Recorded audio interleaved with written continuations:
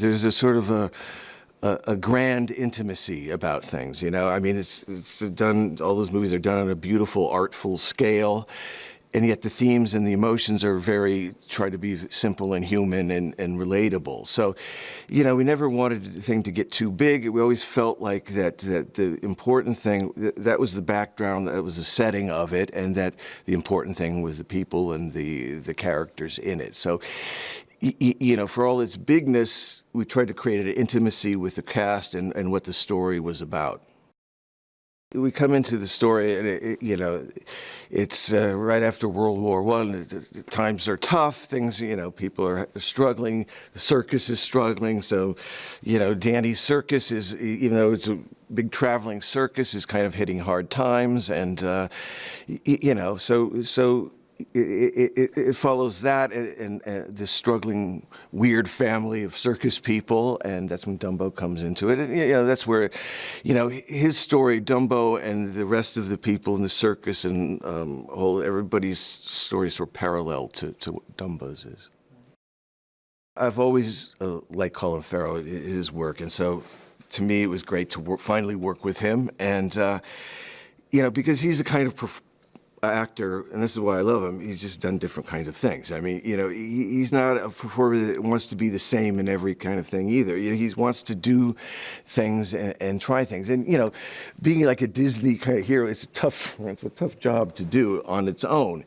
But to give it humor, to give it some emotion and reality, you know, you're taking this story that's kind of a big fable and trying to give it a human emotion. And, you know, he was great at giving it that, giving it reality, giving the humor, giving a kind of an internal backstory without telling everything, and oh, and I forgot to mention, he can ride a horse, which, that was an extra added bonus, but if he hadn't done that, we'd still be shooting the movie.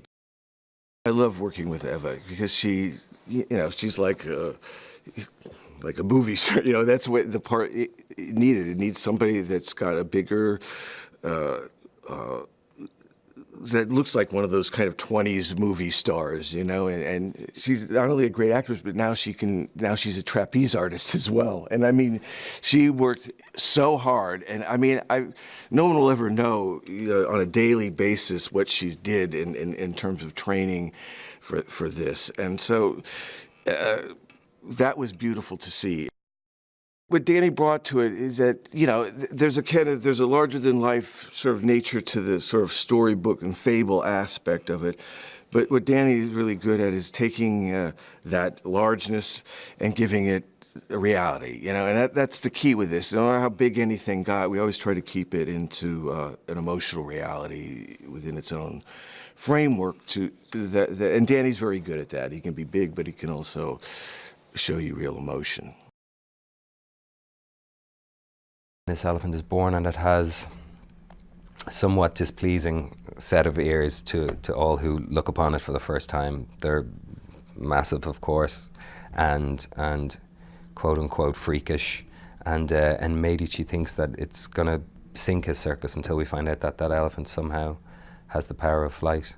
The kids find that out. My kids find that out.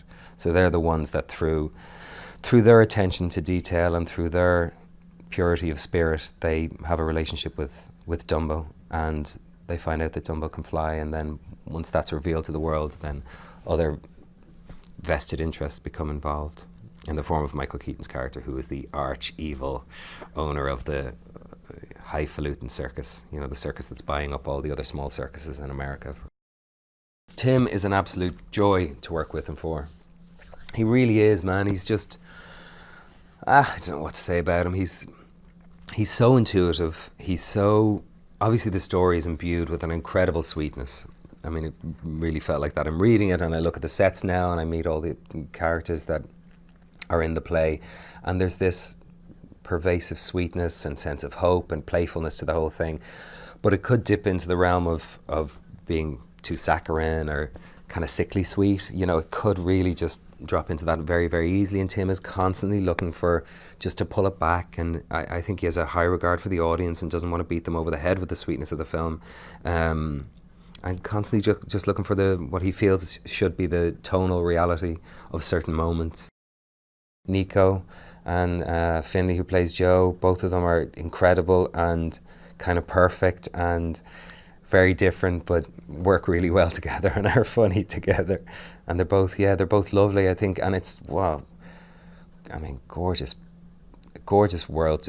You know, kids are human beings too, but kids on sets, you know, can be a tricky thing, you know, and it's a lot. Sometimes it's a lot for adults, and, you know, you can get a lot of attention and you can get some adulation and stuff like that, and it can be somewhat intense or tricky to keep yourself grounded, but the two of them are really cool, man. I hate saying they're good actors, but they're good actors. I hate even talking about kids as actors, but they're doing an amazing job, and they're playful and they seem to be having fun with it, which is, if they're having fun on the set and around all the magic that's here every day, then I think they don't change when they get in front of camera. You know, that fun becomes an extension of the storytelling process, and it's on film. Colleen Atwood is just genius, man. She's just amazing. God, it's the second time I've worked with Colleen. I worked with her last year or the year before on Fantastic Beasts. And I just don't know, she just has such a breezy way about her, and, you know, she doesn't seem to be struggling or under any pressure or stress at all. And the responsibility to costume and clothe the great numbers of people, because there's been days on the set where we've had, I think, 500, 600, 700 people, you know, background, foreground, circus crowd, gymnasts and artists putting on the show, and it's been extraordinary. And every single person, from the boys and girls to the men and women, and every single detail, every single little bit of linen, every fan, every sock, every shoe buckle has been period and beautiful and ornate where it needs to be ornate. This is just like nothing I've ever seen. I mean, from the ground on up, every corner, parts of the set that'll never be seen on camera, and the attention to detail. You know, it's just, you go in one door and it's one world, you go in another door and it's another world, and it's pretty astonishing, really. And it's great as an actor because it just allows you to inhabit the world. It just does, as you've heard before, I'm sure, it does so much of the work for you. So, you know, it's not, there's blue screen everywhere because skies will be filled in, and after a certain height, buildings will be created and stuff. But anything that I see or interact with, anything I touch or feel or refer to, has been there. I hope, you know, my kids may get from it the same thing anyone gets from it, whatever the age may be, which is just a sense of buoyancy and a sense of the relief that kind of seeing magic, but a magic that's grounded in reality, even though I know there's no such thing as flying elephants, but grounded in the reality of the interaction of all the human beings around this magical event that takes place, and just the breadth and the entertainment and the beauty of that, and the beauty of seeing people come together in a magical way. You know, if that can wash over people, and if it can entertain them, that's enough, you know. I grew up with the animated version, and I loved the story, and this story between the baby elephant and the mother really marked me as a child. It's such a moving, powerful, universal story, and I think both children and adults can connect with it. I play Colette Marchand. She's a French aerialist, a huge star, that they call the Queen of the Heavens. And she's also Van der Veer's girlfriend, who is the owner of Dreamland. And when you first meet her, she's quite mysterious, very star-like, quite haughty, quite superior. And beneath this mask, this cold exterior, she reveals herself to be quite very brave, very kind, and will help Dumbo to reunite with his mum. I trained with Catherine Arnold, who is the most amazing aerialist, and Fran James, who is the choreographer. So they both helped me to kind of find the physicality of the character. And I was absolutely, terrified of heights. It was a real phobia. And I told Tim at the beginning, I don't know if I will be able to do a bit of my stunts, but these guys really helped me to to get confidence, and I can't believe. I mean, I've been able to do things. I mean, it's unbelievable to swing really up high and spin and do some weird choreography. I mean, it was a real challenge, and I'm quite proud of myself on that one. Tim Burton is directing this new version of Dumbo.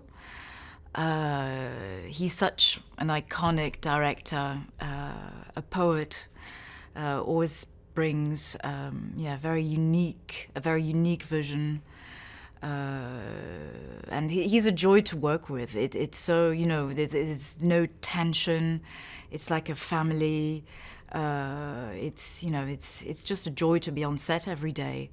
And he's such a perfect director for this movie, because nobody better than him understands people who don't fit in. So he understands vulnerable souls like Dumbo. Vanderveer, Mr.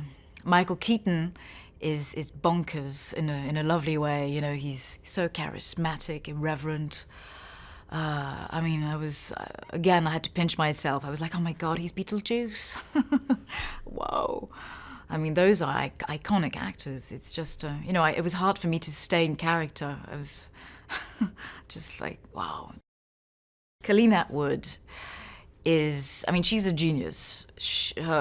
All my costumes are just so beautiful. I have like performance outfits, gold, red. Sometimes I felt like I was like a ballerina on those jewelry boxes, like red tutu. So beautiful, very fairy tale-like. That the colors are very vibrant. It's very glamorous, and she did a magnificent job on that one. It's a small circus, but we have really great contortionists and, high wire acts and all kinds of cool jugglers and clowns. We got amazing clowns in the Medici circus. But it is a time, it's right after the war, First World War, and it's very difficult to make ends meet in the circus.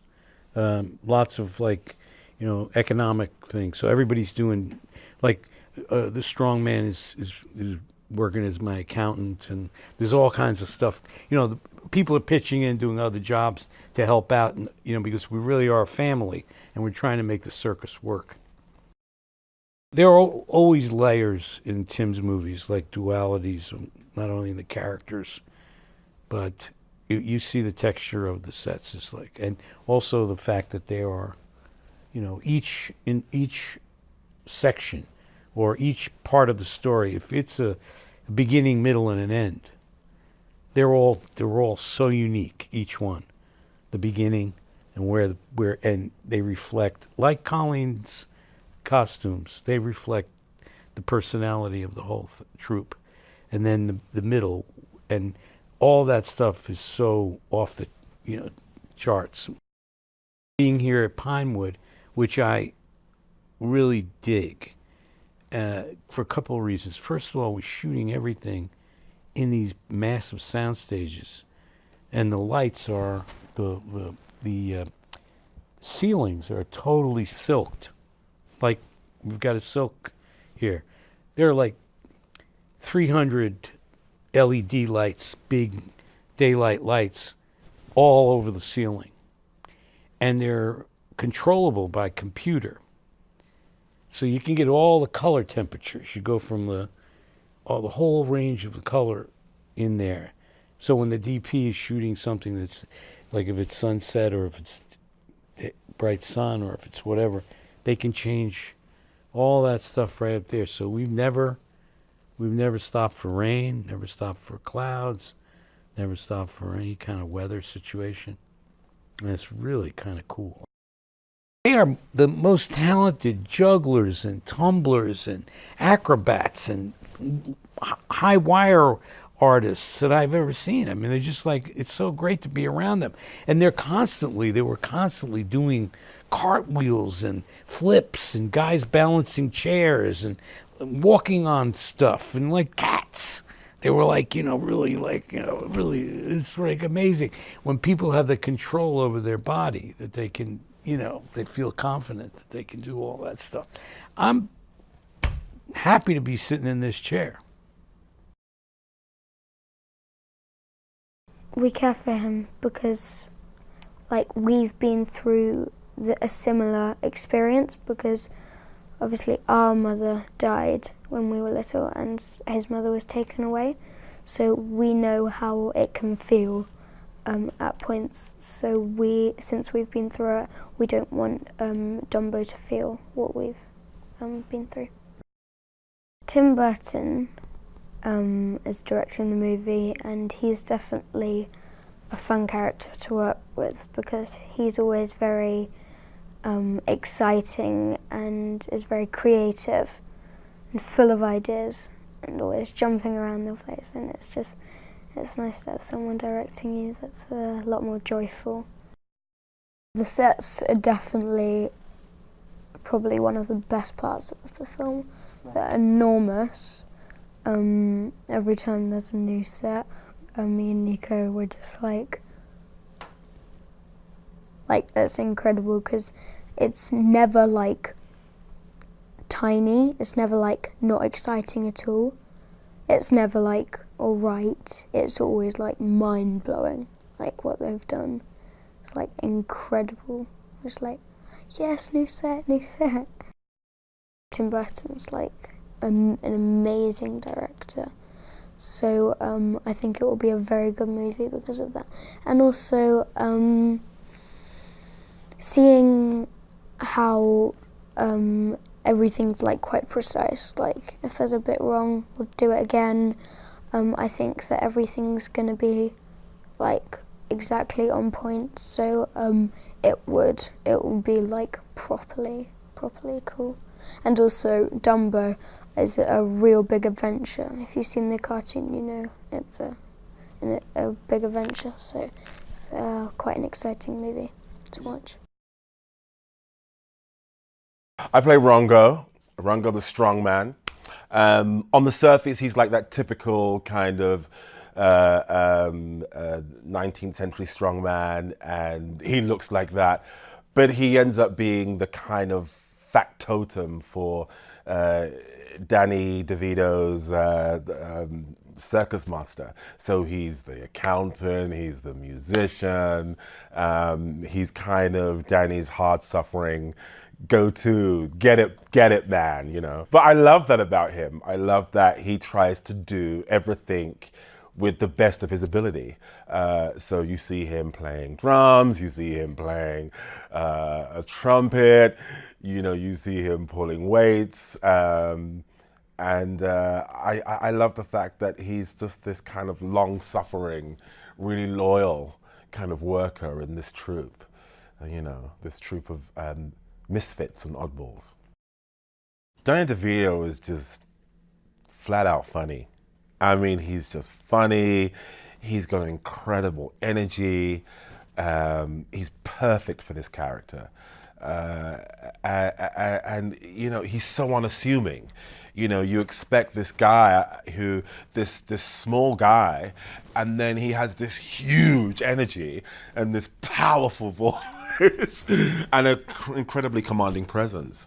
And you kind of go, wow, yeah, that's why you have the career you have, because you know, you're a very good actor. He brings a lot of great things to his part. I knew that we would have to find a musical identity for Dumbo that was purely Dumbo. And Tim wanted me to find a very simple theme because he feels like it's a very simple story. And I also knew that I was going to have fun writing some sad and emotional music. Tim, when he approached me, he said, you know, it's live action, but it's also animated. And the through line of the story is very simple. And so we're going to want the music to be very careful to be also simple, melodically, and how it's being told, not to either be too realistic nor too fantastical. Colette Marchant, played by Eva Green, another frequent collaborator with Tim. This is the third time they've worked together. And a lot of people have asked, like, okay, so why Eva Green? She's perfect for the role. You know, she's playing a French aerialist, and you know, Eva has some background, some French background, and she just really encompasses that role.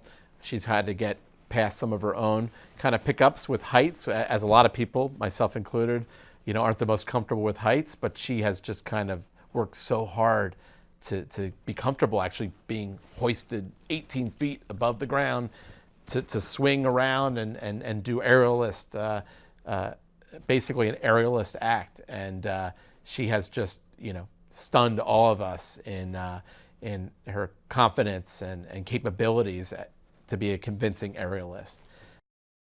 Nico brings just a tremendous amount of emotion to the role. You know, it's a challenging role.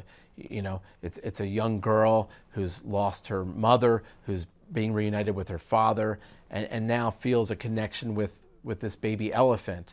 And really the challenge for that role is to create that bond. And she's able to express so much with so little. You know, a lot of her role is just kind of seeing the look in her eyes or the expression on her face and the emotions that she's going through. But then there's a very much an astute side to that character as well, because she's someone that's interested in the sciences, and her dreams kind of are past the circus in a way. Like, you know, she's very worldly. She realizes there's a whole world out there, and she's eager to explore that and be a part of it and contribute something to that world. I think a lot of films these days, with the technology that's available, you can paint a huge, epic world. But a lot of times you kind of get lost in that world. And Tim understood that there was an importance here within these circus worlds, within the Medici circus and within Dreamland, that although we see the world behind them, it is only a backdrop to the story that's taking place. And I think that's the beauty of what Tim's brought to this story. And it is, you know, Rick Heinrichs working with Tim, you know, another frequent collaborator going back to their early days at Disney, has helped really Tim shape this world into that grand intimacy. It's quite beautiful. You know, there's sets and scenes that look like they're lifted off of a illustrated or animated page. So they've been able to kind of maintain that look and feel and beauty of that original animated film and bring it into a live action element. Colleen Atwood, frequent collaborator with Tim. I think she's costumed most of his films over the last probably 30 years, and always does exquisite and beautiful work. And on this movie, she's really outdone herself. The scope of the costumes that you have in this film, from the dusty Midwest, you know, from costumes that, you know, are a bit more worn down and dusty, to the elegance and the brilliance of the costumes that you see in V.A. Vandiver's world. You know, for a costume designer to have that opportunity to kind of explore this dynamic world, an amazing opportunity that not only has she stepped up to, she's completely excelled at. Aaron Kroger, who wrote the script for this, and I was speaking to him a few weeks ago when he flew over, and I told him, I said, he's done such an amazing job with this script, because he's taken all the cute, lovable, memorable aspects of the original story and modernized it. Even though it's still set in the same time period, 1911, 1912, it's modern in its feel, in its in the messages it's delivering with regards to how we feel about animals now, as opposed to how we felt about animals 70 years ago, and that kind of thing. And that to me is one of my favorite things about this, is how they've taken that beautiful story, or the essence, the heart of that beautiful story, and just completely modernized it and brought it up to date. I play a character called Niels Skellig, who's basically Darth Vader to Vanderveer's Emperor. I am a pretty horrible person. I don't like animals very much, so it's a bit of a stretch acting-wise for me. And He's the great white South African hunter. I have a South African accent in this, and it's the first time I've done a South African accent, and it's been a lot of fun. Yeah, I'm a bad guy. I'm not going to be able to go to a Disney park after this is released. I'm going to be hated by everyone. Michael as Vanderveer is perfect. Danny is so beyond perfect in the role of Medici. Colin is such a charming guy, and you just want to love him, as Holt. The kids are great. And all the other characters in the circus, and we had Alan Arkin, and it is dreamland. Working on a show like this with Tim, the cast, where we're shooting, the stages, the sets, it's kind of like a dream job.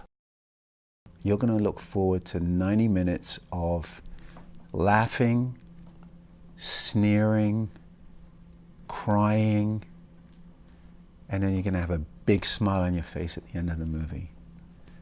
I've seen a couple of previews of some of the VFX. This movie's going to be beautiful. Just the whole look of the movie, and if the finished movie is even 10% of the feels of what I got when reading the script, it's all over. It's good.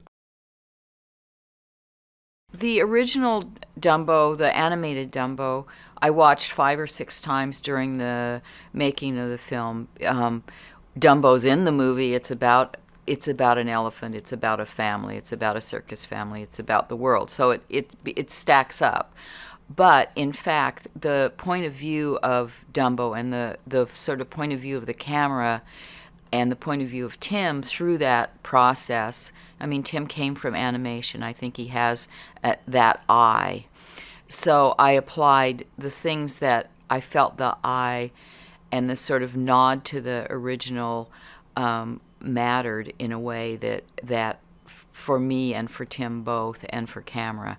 So I took that into stride, and when I referenced back, the shadows and the tints, the clown fire gag, there's things that harken back to the animated Dumbo that I think play really well in this film. I had the circus family, which is the intimate, Holt's character played by Colin Farrell, the children, Danny DeVito, Michael Keaton, Eva Green. I had those characters who were my big players. And then around them, I had the circus family, which were different small acts that were part of the Medici circus. The Medici circus evolves as the story goes on. And that circus and those people carry through. They start very, very minimally, very bare bones. Dumbo comes into their lives, and their audience becomes bigger. Vanderveer comes into their lives and gives it a twist. And, they go off to New York, to the urban circus, to the world of almost like the Palladium was, or an installation. And that's like a whole other show. It's a circus with, instead of 6 people, it's a circus with 50 people in one dance number, 200. I think the biggest day of that circus, I probably dressed over 200 people as circus acts and 500 people in the crowd. The overall detail kind of thing and character things that come through in the costumes are sort of not so much things in the making of the costume, but it's in the finishing of the costume and the aging and the kind of the wear and tear of the costume more than in the sort of design of the costume per se. It's designed to be old. It's not designed to be new, except in the case of Vanderveer, who's a showman extraordinaire. He's dealing with bankers, but he's not a banker. He's still like an artist, but he's a kind of a bit of a con man. And he has a certain dash to his costumes, and they're very, they're very bespoke. They're very kind of sort of showy in that way. I've done a lot of movies with Tim Burton. We've known each other through time and through family and through our work for feels like a long time. I think 20 years at least, if not more. And the thing that every time I come to the table with Tim, I forget how individual he is. He's definitely, I mean, it's the Tim I know, but it's always the Tim that surprises me, that I like and that I embrace. And some of the things, the witty things he's come up with in this circus, which I really don't want to reveal because people should see that in the movie. It doesn't have to be spoken about. Has something that always happens with Tim, but in this movie I think it's happened in a really big and positive way. It's happened in a way that the material lends itself to. The cast, Michael Keaton, Danny, people he's played with before Eva, all his people that he's played with, he's given something that I think is going to be really exciting about the film, and in doing that he's given me something, and he's actually been more vocal with me about how he feels about the costumes in a really positive way, which is great after such a long kind of run with him on different types of shows. The circus has fallen on hard times. It's 1919. The country's just coming out of the First World War. Also, film and television are now the way people are starting to find their entertainment, and so the notion of going out to the circus, that concept is a bit in decline. And also, these big conglomerates are starting to buy up all the small-town circuses. So because of all of that, the circus is on hard times, but they're still getting by. But Max thinks their fortune's about to change. He's bought a new elephant. This elephant is pregnant. And audiences love babies. And so he thinks this will change everything. And of course, this baby is born. He's surprised to see that this baby has giant ears. It's Dumbo. The only place for this animal is in the circus act. And so he puts the animal in the circus act. But soon after, through circumstance, this elephant flies before an entire circus-going audience. And then the movie really becomes about how will the world react. Colin Farrell's playing Holt Farrier, and super happy to have him in the movie. He's a fantastic actor, and I think in this role he's bringing this great emotionality and humility to it, and this sort of fatherly instinct that I think really gives the movie its emotional core. On the human side of things, outside of Dumbo. And it's just really nice to have that anchor, because it's a movie where there's a flying elephant in certain scenes, and you're getting a lot of comedy, and you're getting these big set pieces, and there's just a great sense of wonder. But it's nice to anchor all of that to a character or an actor like Colin Farrell, who's just bringing this, this weight to the film, and this empathy that I think really kind of plays itself through. And it's great because he's playing, this trick horse rider who's been a cavalryman, and so he gets to be a cowboy in a lot of ways, which is a lot of fun to play around with some of the archetypal things about cowboys from that period. He gets to do those things in the movie. Michael Keaton, who's a wonderful actor and is bringing a sort of both a gravitas to the role, which I think is really great in a movie like this, and just an affectation that I think gives it a unique flavor, and it really kind of fits within the Tim Burton universe quite well. So I'm very excited for people to see it, and Michael's an incredible actor. It's great to see him work with Tim Burton again, and to have him on the set of the movie is just incredible. Every aspect of the film feels like it has Tim Burton in it, so you get this very whole, kind of complete film that feels just very Tim Burton. It's hard to describe exactly, but we've all seen it for many, many years now, and so it's a real joy to be a part of that. There's an aesthetic that just he sees the world in a certain way, and that's brought to life by some great, crew members that he's worked with for a very long time, and some new ones as well. But it all just kind of builds up to this really wholly created universe, even if it does happen to be 1919, in our own history. And so that's really exciting for me. And he also just has the ability to, cast great performers and to get people who are perfect for the role, but also a little unexpected. in a way that I think will make the movie really special. And I think that's just, in general, one of the things that I like about the way that he works is that everything feels like just a little unexpected or surprising, funnier than you thought it might be. So to me, I couldn't be more excited to have him working on this movie. My name is Van de Veer, and I own a giant circus. It's huge, it's enormous, and corporate, and pretty damn great. I gotta say, it is. I mean, it's great, and the Medici, however, they kept getting changed. It depends on who's in the scene, how they pronounce it. Danny's circus is great. It's wonderful. It's old school. It's nice. Doing okay. This is like, you're a conglomerate. You snatch that up. You just pick that little company up. But he's got the thing I want, which could make me even bigger and richer and more powerful, and that's Dumbo. When people talk about unique or artist, he just is that. If he tried not to be that, he couldn't do it. He just couldn't do it. If he tried to do something outside of him being original, I don't think he could do it. Not only wouldn't he want to do it, I don't think he's capable. And that's rare. It sounds like, well, yeah, that's what we all do. It isn't what we all do. There's very few people in the world, in any category, or in any endeavor, actually, that you can say that about. Eva plays Colette. She kind of is my arm piece, but it's a relationship which is going to dissolve real soon. As soon as she finds out, she kind of probably thinks, he's a jerk, but he's rich, and I could probably have a few laughs with this guy. And then she goes, nah, he's too much of a jerk. And I'm gone. I'm jettisoned.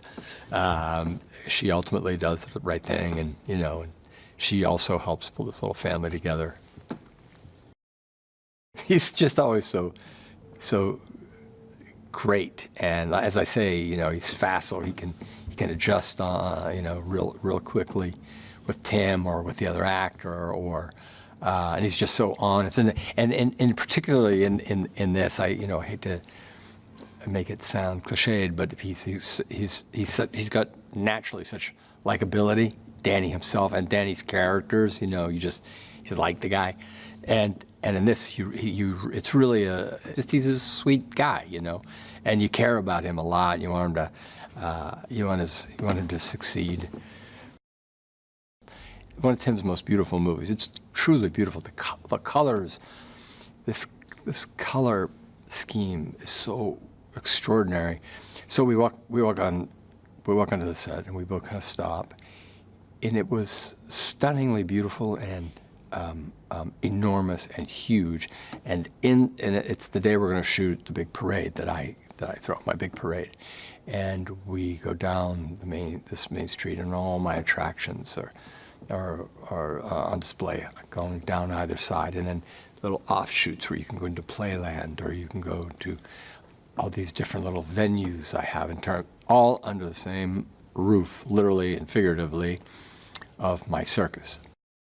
You got to see this in a theater, I think. This is big. This is a movie, man. There's films and there's stories and there's movie. This is a movie. This is just the sound and there's so much to look at, and it's a really beautiful little tale, and you got to see this on a big screen.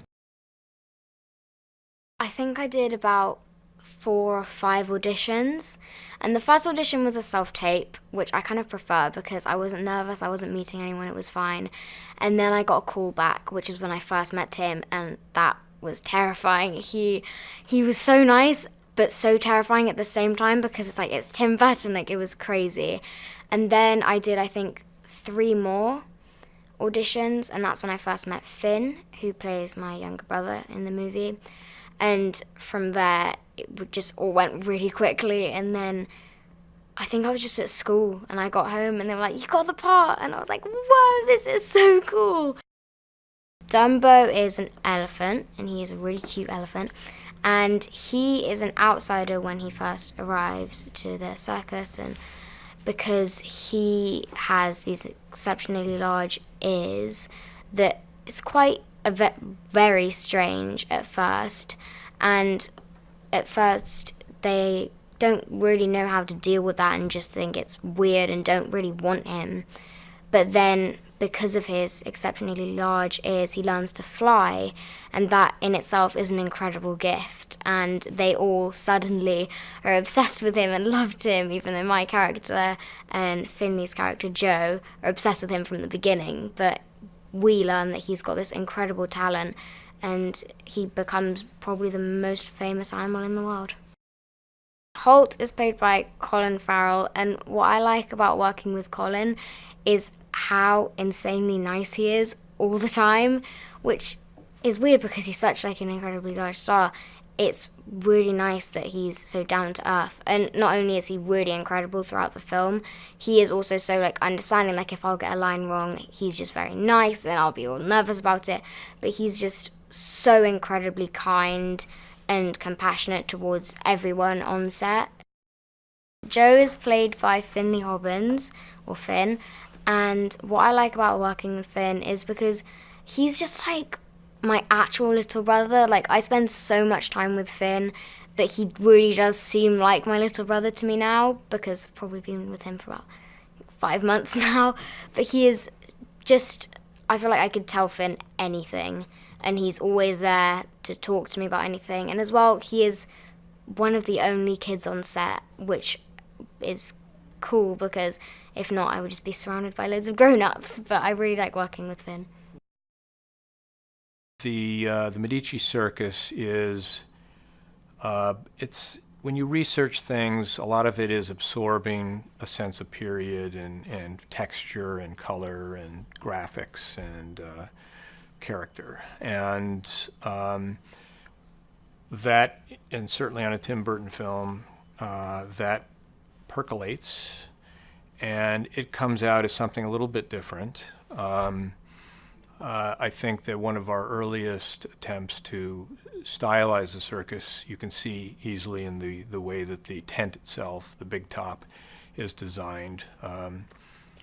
It just needed to say that there's something kind of